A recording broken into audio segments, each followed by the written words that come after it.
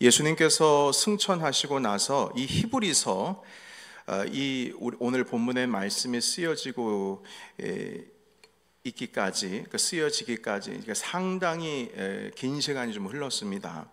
그리고 그 시간 동안에 로마의 핍박도 심해졌고요. 이런 상황 속에서 유대교 출신, 그러니까 예수님을 믿지 않고 성경 율법주의로 따르고 있는 그 유대교 출신의 그리스도인들, 마음속으로 주님을 모셨죠. 이제 그 그리스도인들이 마음에 조금씩 그 예수님에 대한 소망이 사라지고 있었습니다. 왜냐하면 주님께서 약속 다시 오신다고 하셨는데 그 오시는 이 기간이, 오시는 그 기다리는 시간이 계속 길어지고 핍박이 더 상당해지니까 내가 율법을 버리고 이제는 주님의 생명의 복음을 받아들이는 데 있어서 이렇게까지 내가 생명의 위협을 얻기까지 주님을 따라야 하는가, 신앙을 지켜야 하는가, 현재 신앙을 가지고 있는 이 생활에 대해서 회의감이 조금씩 들기 시작했어요. 그래서 심지어 그 사람들 중에는 신앙을 포기한 사람들도 있고요, 그리고 과거 유대주의로 다시금 돌아가는 사람들도 있고, 또 어떤 사람들은 달콤한 이단 사상에 끌려가서 신앙을 놓쳐버리는 사람들도 있었습니다. 그러니까 세상을 대하고 세상을 대항하여서 살아가는 힘을 조금씩 잃어버리게 된 것이죠. 그러니까 이 교회가 상당히 불안했습니다. 사람들이 하나둘씩 흩어지기 시작했습니다. 이러한 환경 속에서 우리 성도들을 격려하기 위해서 이 히브리서가 쓰여졌습니다. 자, 그런데 오늘 읽은 본문의 말씀은 뭐라고 말씀하시냐면, 우리 예수님께서 약속하신 것, 다시 오시겠다고 약속하신 그 약속은 신실하신 우리 주님이 하신 약속이니까 전대 흔들리지 말고 소망을 잃지 말고 굳건해야 한다. 그렇게 우리를 독려를 하고 있습니다. 그리고 24절에 보시게 되면 뭐라고 말씀하시냐면, 서로 돌봐야 된다. 그리고 사랑하고, 그리고 선한 것을 베풀면서 서로 격려해야 한다. 이렇게 말씀하셨습니다.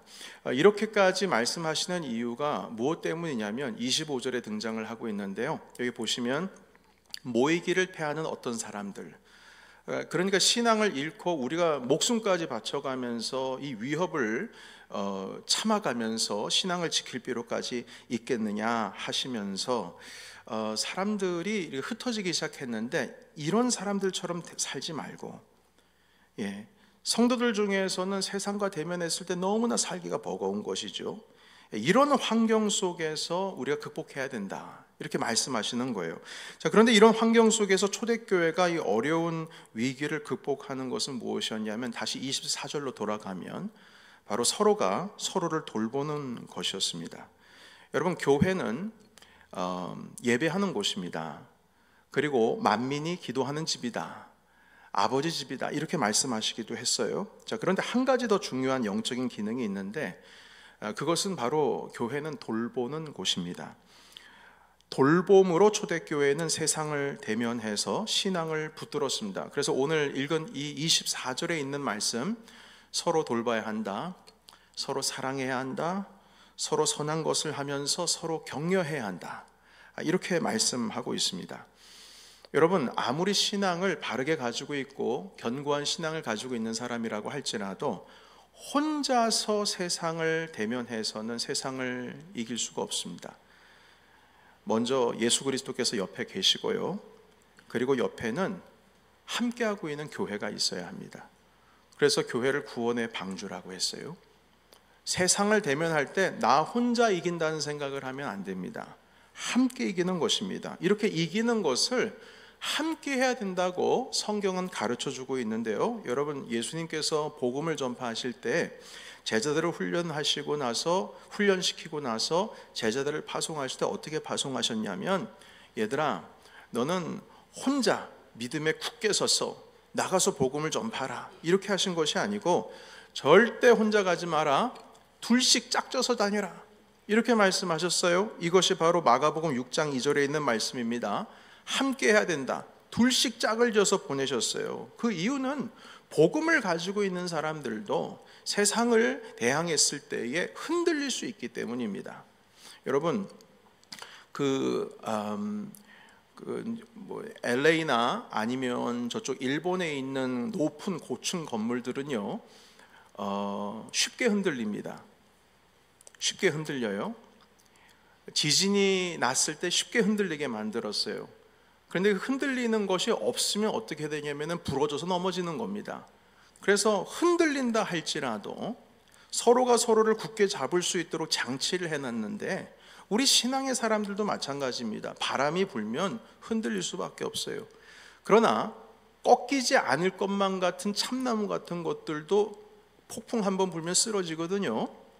그러나 같이 함께하고 있는 갈대와 같이 함께 모여 있는 곳에서는 쓰러지지가 않습니다. 휘어질지언정, 흔들릴지언정 쓰러지지가 않습니다. 그래서 주님께서는 둘씩 복음을 붙들고 있는 사람들끼리 함께 복음을 가지고 세상을 대항하라 말씀하셨고요. 그리고 주님께서 기도를 가르치실 때도 골방에 들어가서 홀로 기도하는 모습도 있지만 기본적인 단위를 한 사람으로 두지를 않고 두세 사람으로 두으셨어요. 그래서 마태복음 18장에 보시게 되면 뭐라고 말씀하시냐면, 두세 사람이 내 이름으로 기도하는 그곳에 나도 그들과 함께 있겠다, 이렇게 말씀하셨습니다.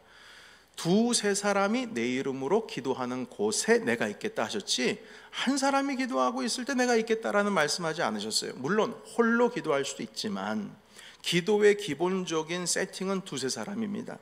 그래서 주님께서도 기도하러 산에 올라가실 때 때론 혼자 오르기도 하셨지만 대부분의 시간을 누구와 함께 올라가셨냐면 12명의 제자들 중에서도 특별히 베드로, 야고보, 요한과 함께 기도하러 올라가셨습니다. 심지어 이 겟세마네 동산에서 마지막 기도를 하실 때에는 심적으로 너무 힘드시니까 이 베드로, 야고보, 요한에게 뭐라고 말씀하시냐면, 제자들에게 내가 심적으로 너무 고민해서 죽게 되었으니, 그러니까 한마디로 이 말씀의 뜻은 내가 너무나 괴로워서 죽을 지경이다, 나와 함께 깨어서 기도하자 하시면서 제자들에게 같이 좀 기도 좀 해달라고 요청까지 하셨을 정도예요. 그러니까 이 십자가의 고난을 앞두고 얼마나 마음이 힘드셨는지 제자들과 함께 기도하는 것을 말씀하실 정도로 혼자가 아니라 함께하는 기도의 삶에 대해서도 가르쳐 주셨습니다. 그래서 예수님께서도 영적인 삶을 홀로 하신 것이 아니라 항상 제자들과, 특별히 베드로, 야고보, 요한과 함께 하셨다는 것이죠. 여러분, 이렇게 성경은 신앙에 대해서 말할 때에 혼자에 대해서 말씀하고 있지를 않고 늘 함께 나누고 또한 돌보는 것에 대해서 가르쳐주고 있습니다. 여러분, 초대교회에서도 예수님을 믿는 신앙을 가지게 되면 일단 모였습니다. 정말 희한합니다. 여러분, 우리는 예수님을 믿는 믿음을 내가 가지고 있으면 내가 주님을 믿는 거잖아요. 내가 주님을 바라보는 거잖아요. 그래서 나 혼자 신앙생활을 할 수 있지 않을까, 이런 생각을 하는데, 희한하게 초대교회는 일단 예수님을 믿는 믿음이 내 안에 들어오면 희한해요, 모입니다. 일단. 그런데 얼마나 우습냐면 핍박을 당하는데도 모입니다. 고통을 당하는데 모입니다. 이 신앙을 혼자 하지 않습니다. 심지어 로마의 핍박이 정말 심할 때는 어떻게까지 하면서 모이냐면 무덤에서 모입니다. 그러니까 로마 병정들이 이 무덤가에는 부정 탄다고 오지를 않으니까 무덤에 모여가지고 기도하기 시작했어요. 그리고 카타콤이라고 하는 신앙 공동체도 생겼습니다. 무덤에서 모여서 주님을 예배하는 것이죠. 그러니까 너무나 자연스럽게 핍박을 당하는데도 모이는 거예요. 이렇게 여러분, 그 초대교회의 성도들께서는 희한하게, 아니, 신앙이라고 하는 것은 내가 믿는 거지, 내가 하나님을 예배하는 거지, 나 혼자 잘 믿으면 잘 됐지, 이렇게 생각할 수 있는데 희한하게 서로 돌보기 위해서 모였다는 겁니다. 모이면요, 사도행전 2장과 4장에 있는 말씀입니다. 없는 사람들은 있는 사람들을 돌보고, 음식을 함께 나누고, 떡을 떼고, 성전에 모여서 기도하기를 힘썼다. 기도하기를 힘쓰긴 힘썼는데 모여서 기도하기를 힘썼다, 이렇게 말씀하시면서 서로 격려하고 돌봤습니다. 여러분, 누군가가 나를 돌보는 사람, 나를 격려하는 사람이 있다는 하는 것은 우리가 살아가는 데 큰 힘이 됩니다.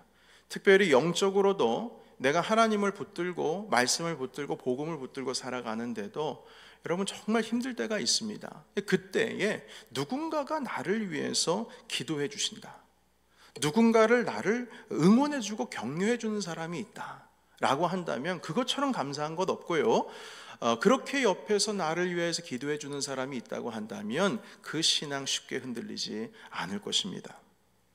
여러분, 가정에 그 할머니와 할아버지와 함께 자란 아이들은 종종 때론 그 버릇없다라고 하는 말도 적지 않게 듣기도 합니다.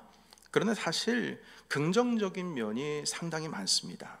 어떤 의미냐면 할머니와 할아버지와 함께 자라난 이제 손주들은 그 조부모님들의 아주 끊임없는 격려를 받거든요. 네. 내가 사랑받고 있다라고 하는 것, 언제나 내 편이 있다라는 것을 알고요, 그걸 느끼면서 아이들이 자라납니다. 물론 부모님의 영향도 상당히 받지만 할머니, 할아버지 사랑과 격려를 받고 자라나는 아이들은 조금 더 남다릅니다. 이 아버지와 어머니로부터 혼나도 여러분 결국 아이들은 피할 곳이 있지 않습니까? 할머니, 할아버지와 같이 자란 아이들은 할머니 품으로, 할아버지 품으로 도망가 버리게 되면 그땐 끝인 거예요. 예, 끝입니다. 상황 종료입니다. 그러니까 나를 끊임없이 지지해 준다라고 하는 사람이 있다는 것은 정말 기쁜 일이에요. 여러분, 심지어는 저희 아이가, 큰 아이가 이제 만 3살, 4살 넘어갈 때에 미국에 왔는데 저희 아버님과 어머니와 멀리 떨어져 있어도 저희 아이들이 조부모님, 그 할머니, 할아버지로부터 그 전폭적인 사랑을 받는다는 것을 느끼고 있습니다. 어느 정도냐면 혹시라도 저희 아버님께서 이런 말씀을 하시는 겁니다. 이제 초창기입니다. 2009년도 처음 올 때에, 영광아, 너 무슨 일이 있어도 건우는 때리면서 키우면 안 된다, 이런 말씀을 하시는 거예요. 미국에서 이제 한국에서는 아이들을 이렇게 매로 다스리는 일도 많이 있었는데 그런데 아이가 조그만데 뭘 때릴 데가 어디 있겠습니까? 그럼에도 불구하고 저희 아버님께서 신신당부하는 거예요. 때리면 안 된다. 그래서 제가 아버님한테 그랬어요. 아버님, 별수를 다 하십니다. 나는 맞은 기억밖에 없는데 당신 아들은 맨날 때리고 키우셨으면서 왜 손주는 이렇게 보호하세요? 어디 가서 그 영광아, 너 때렸다는 얘기는 하지 말았는데 창피하다, 이런 말씀하시더라고요. 아니, 아버지 그렇게 나 때리면서 맞으면서 컸는데, 그 아버지께서 그런 말씀하시더라고요. 그땐 내가 좀 뭘 몰라서 그랬어. 이제 내가 아니까 너한텐 네 아들이지만 나한텐 내 손자다. 내 손자 건드리지 마, 이러시는 거예요. 그러니까 전폭적인 지지를 받고 있다라고 하는 그 느낌을 경험하면은요, 그 사랑, 내가 부모님으로부터, 어떤 권위자로부터 전폭적인 사랑을 받고 있다고 생각을 한다면 여러분, 그 아이는 나중에 커서 세상에 어려운 일을 당할 때 쉽게 포기하지 않습니다. 흔들리지 않습니다. 사랑을 많이 받고 자란 아이들은 쉽게 쓰러지지를 않아요. 쓰러져도 다시 일어나는, 그걸 회복 탄력성이라고 하거든요. 빨리 일어나는 것, 그것이 상당히 강합니다. 회복 탄력성이요. 그러니까 누군가가 나를 지지하고 나를 돌보고 있고, 그리고 누군가가 나를 응원하고 있다라고 하는 그 느낌을 계속 지속적으로 받고 있는다면 여러분, 세상에 무서울 것이 없습니다. 예수 그리스도께서 우리와 함께 하신 줄로 믿습니다.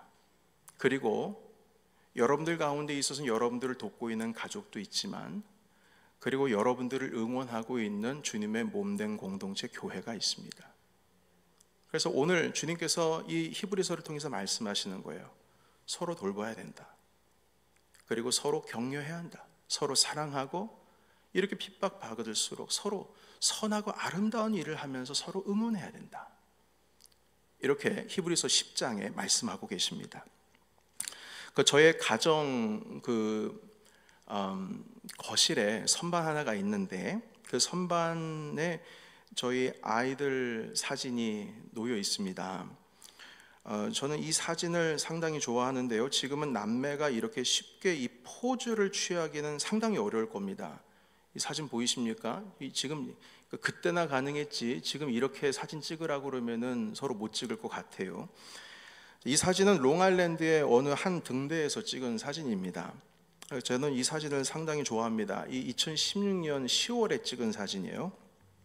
그런데 이 현실 남매가 돼서 더 이상 이런 포즈가 나오지 않는데 그런데 언젠가는 이 사진을 보면서 이런 생각을 했어요. 여러분 이 여기서 여동생의 얼굴을 좀 보십시오. 보이실런지 모르겠습니다만 아주 밝게 웃고 있습니다. 이 표정 안에 그 오빠를 두 팔로 아는 그 모습 속에 든든함을 느끼는 것 같아요. 이 여동생이요. 그리고 오빠는 하나밖에 없는 그 여동생 옆에서 그녀를 지지하고 있는 그런 정서적인 감정이 그 얼굴에 보입니다. 여러분 혹시 저와 공감하시는 마음으로 이 사진이 느껴지십니까? 이 아이들이 사춘기를 겪으면서 더 이상 이 모습은 볼 수가 없어요. 자, 그런데도 우리 집의 거실 선반에는 이 사진이 떡하니 세워져 있습니다. 이 현실 남매는 학교 갈 때 서로 돌아보지도 않고 집에 와서도 서로 대화하지도 않고 또 코비드 때에는 더 심해졌죠. 그런데 2년 전에 희한한 일이 다 있었습니다. 그 오빠가 이제 대학을 가고 좀 철이 들었는지 동생을 챙기기 시작합니다. 이 한 번은 첫 번째 방학이 돼서 집으로 왔는데 그 여동생에게 오빠가 하얀색 텀블러 하나를 선물로 가지고 왔습니다. 그리고 주는 거예요. 근데 이유 없어요. 그냥 동생 생각나서 사준 거래요. 그러니까 이것을 받은 여동생은 좀 난감했습니다. 내 오빠가 이러지 않는데 웬일인가? 웬일이래? 이게 어떤 시츄에이션이지? 하면서 이상한 눈빛으로 저를 보더라고요. 한때 사춘기 때 오빠는 여동생 보기를 돌같이 봤지만,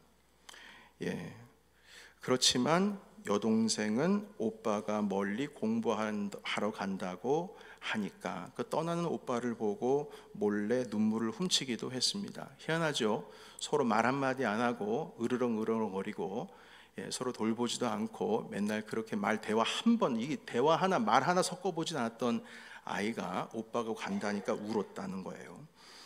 여러분 왜 이런 일이 일어날까요? 가족이기 때문에 그렇습니다. 그러니까 우리는 혼자가 아니고 함께하고 있다는 거죠. 격려합니다. 그리고 서로가 서로를 신뢰합니다. 아들이 사춘기를 한참 지나고 있을 때였어요. 저와 아주 크게 다투었습니다. 어느 가정에서든 일어날 법한 일이죠. 그러니까 말다툼을 정말 크게 했습니다. 크게 하다가 제가 막 화가 나서 소리 질렀어요. 야, 내가 널 이제 어떻게 해주길 바라냐? 내가 널 어떻게 해주길 바래? 도대체 난 너한테 이제 어떻게 해야 될지 난 모르겠다.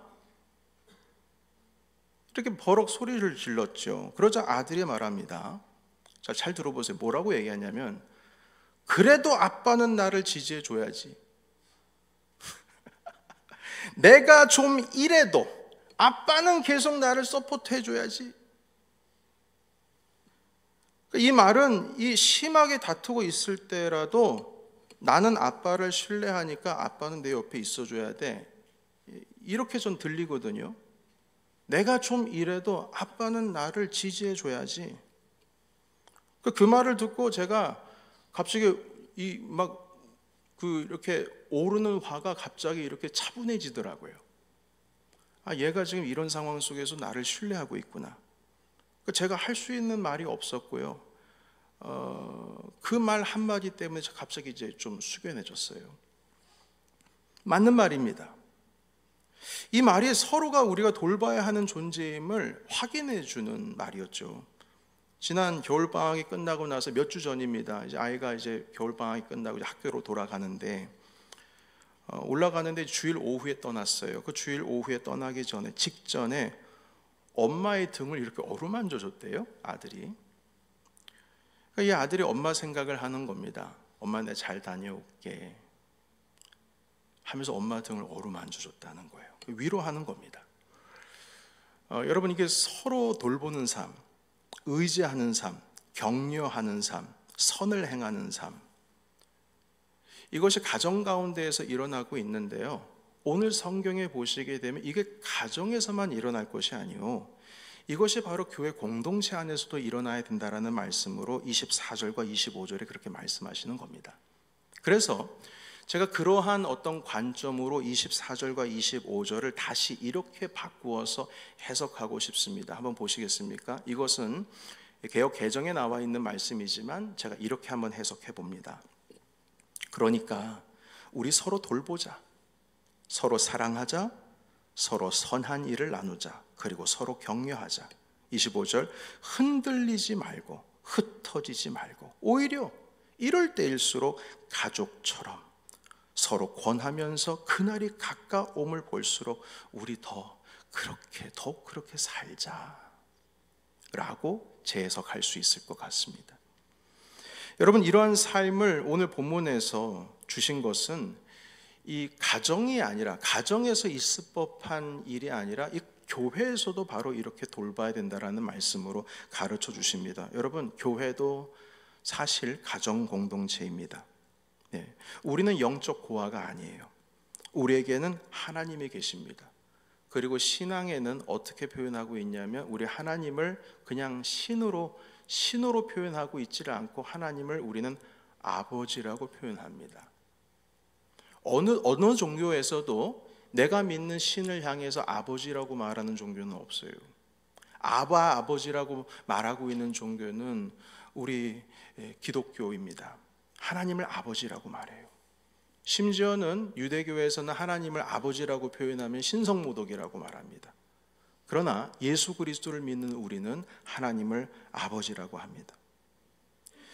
여러분, 성령님께서 우리와 함께하고 계시고 지금도 우리를 돌보고 계십니다. 그리고 주님께서는 우리에게 서로 너희들이 돌봐야 한다라고 주시는 예수 그리스도의 몸된 믿음의 공동체가 있습니다. 바로 교회이죠. 여러분, 이 땅에서 하나님께서는 이 세상 속에서 핍박을 받거나 아니면 흔들리는 세상 가운데 교회가 대항하면서 살아갈 때에 서로 의지하고 돌볼 수 있는 공동체의 선물을 두 개를 주셨어요. 첫 번째는 가정이라는 선물이고요, 두 번째는 교회라고 하는 선물입니다.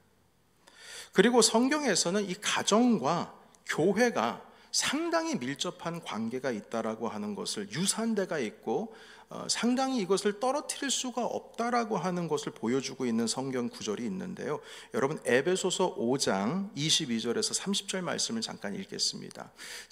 대표로 제가 읽을 텐데요, 여기에 보시게 되면 제가 읽어볼게요. 아내들이요, 자기 남편에게 복종하기를 주께 하듯 하라. 여러분, 여기서 복종이라고 하는 단어에 너무나 마음을 두지 마십시오. 이 말씀은 우리가 생각하고 있는 복종이라는 개념과 이 성경에서 말씀하고자 하는 그 개념이 좀 다릅니다. 자, 오늘의 주제는 그것이 아니기 때문에 오늘 좀 요점을 이쪽으로 좀 비켜나가겠습니다. 이게 무엇이냐면 주께 하듯 하라. 그러니까 남편과 아내와의 관계를 나와 주님과의 관계로 좀 표현을 하고 있어요. 그러니까 신앙으로 표현하고 있는 겁니다. 다음 구절 볼까요? 23절, 이는 남편이 아내의 머리됨이 그리스도께서 교회의 머리됨과 같다.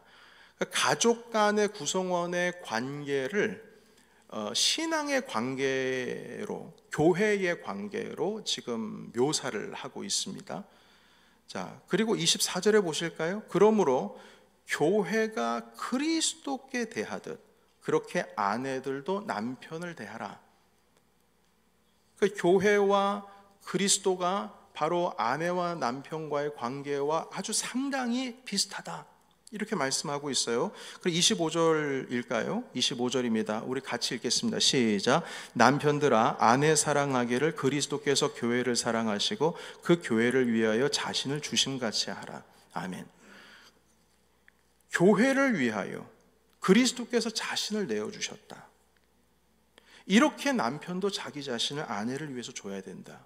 그러니까 신앙이라고 하는 개념, 이 교회라고 하는 개념과 가정이라고 하는 개념을 상당히 유사하게 같은 것으로 지금 묘사를 하고 있습니다. 29절입니다. 제가 읽겠습니다.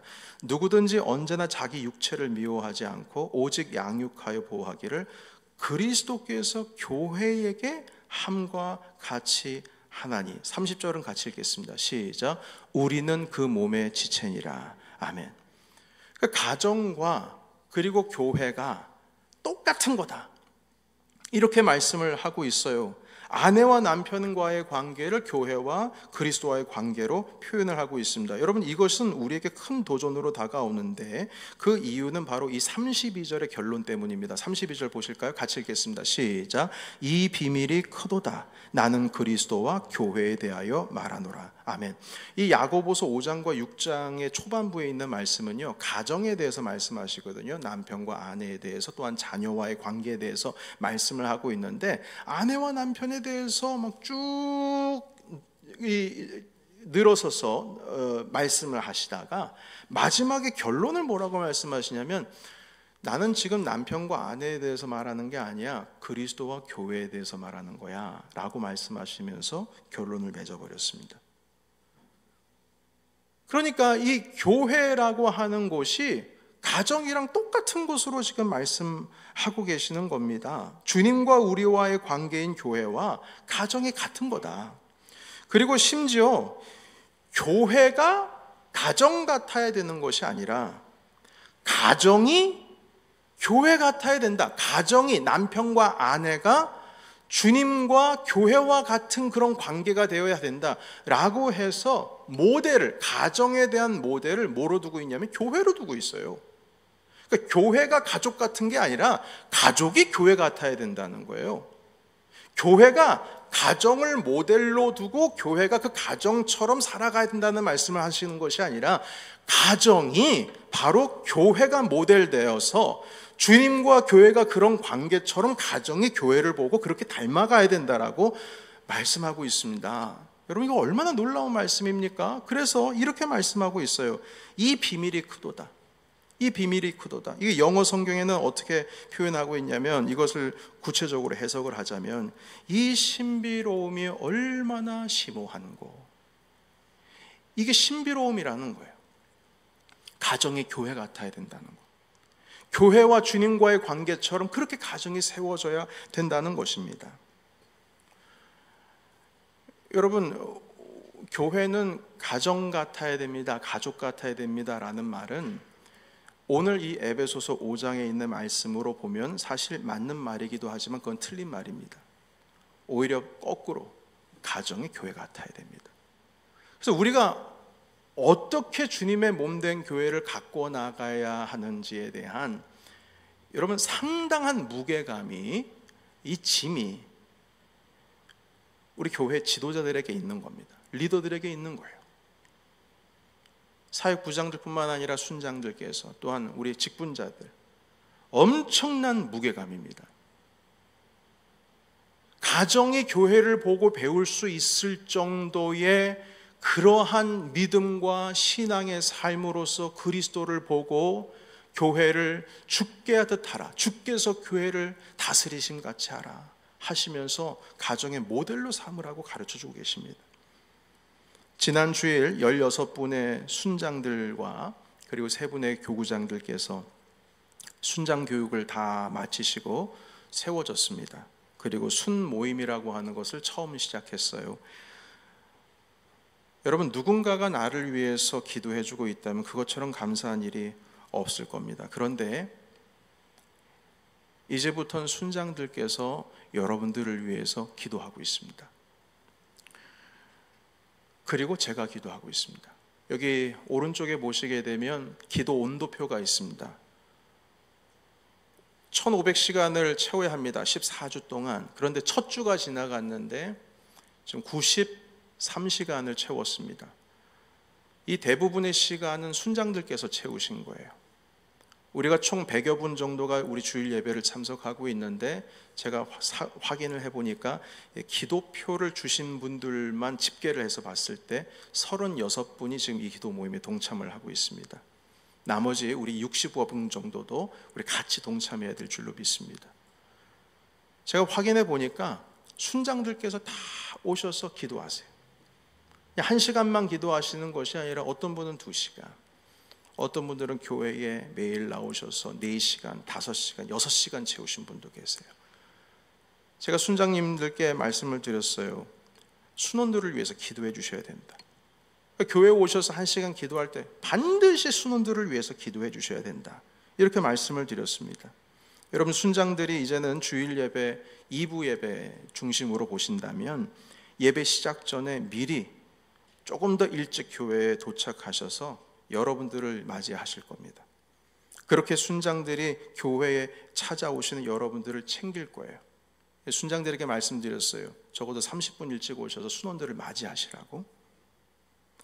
혹시라도 주일 점심시간에 순장들께서 여러분들과 함께 식사를 하자고 권하시면서 한 자리에 모이게 하신다면 그것은 여러분들을 지지하고 응원하고 격려하고 바로 가정과 같이 그렇게 여러분들을 응원하고 기도한다는 뜻입니다.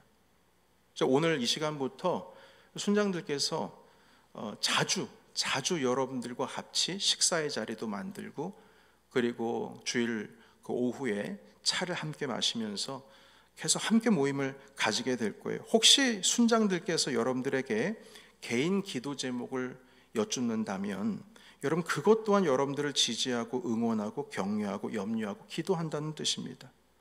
혹시라도 순장들께서 여러분들께 주중에 전화를 하시고 안부를 묻고 카톡으로 서로 인사를 나누는 것은 지금 순장님들께서 여러분들을 돌보고 있다는 거예요. 가족처럼 말이죠.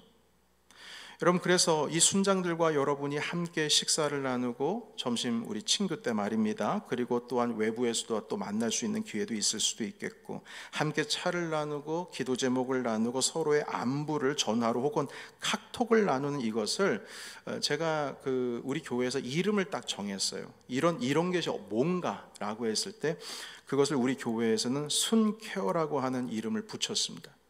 그래서 주부에 보시게 되면 한 달 사역란에 순케어라고 하는 단어가 가끔 보이실 거예요. 이게 뭐지 하면 바로 그겁니다. 순장들께서 여러분들을 돌보고 계신다는 거예요. 우리가 매월 둘째 주일에 순모임을 진행할 겁니다. 그리고 이것은 순모임이라고 하는 것은 말씀을 통해서 서로 말씀을 중심으로 서로 돌보는 것이고요. 하나님의 말씀이 우리의 중심이죠. 그래서 말씀을 통해서 우리가 격려하고 응원합니다. 그리고 다른 나머지 주일에는 순장 중심으로 서로가 서로를 돌보는 순케어가 자연스럽게 진행이 됩니다. 어떻게 해요? 여러분들과 함께 주일 점심 식탁을 함께 나누고 안부를 묻고 또한 순장들이 기도해 주시면서 격려하고 돌보는 시간입니다. 제가 순장님들께 지난 3주 동안에 순장님들께 이렇게 부탁의 말씀을 드리고 교육을 했습니다. 친교회 식사를 나누면서 혹은 차를 마시면서 순원들의 기도 제목을 한두 가지라도 들으신 것이 있으면 반드시 그 자리에서 기도해 주십시오. 그 자리에서 짧게라도 기도해 주시라고 당부했습니다. 그래서 여러분들, 이 순장님들께서 여러분들과 함께 식탁을 나누다가 차를 마시다가 혹시 기도 제목이 있으십니까? 아니면 서로 이야기를 주고받다가 기도해야 할 제목이 있어서 만약에 제가 기도해 드려도 괜찮겠습니까? 아니면 기도하겠습니다 라고 말씀하신다면 절대 이제부터 이상하게 생각하시면 안 됩니다. 나를 위해서 목사님만 기도해 주시지, 아니, 그거 아니에요.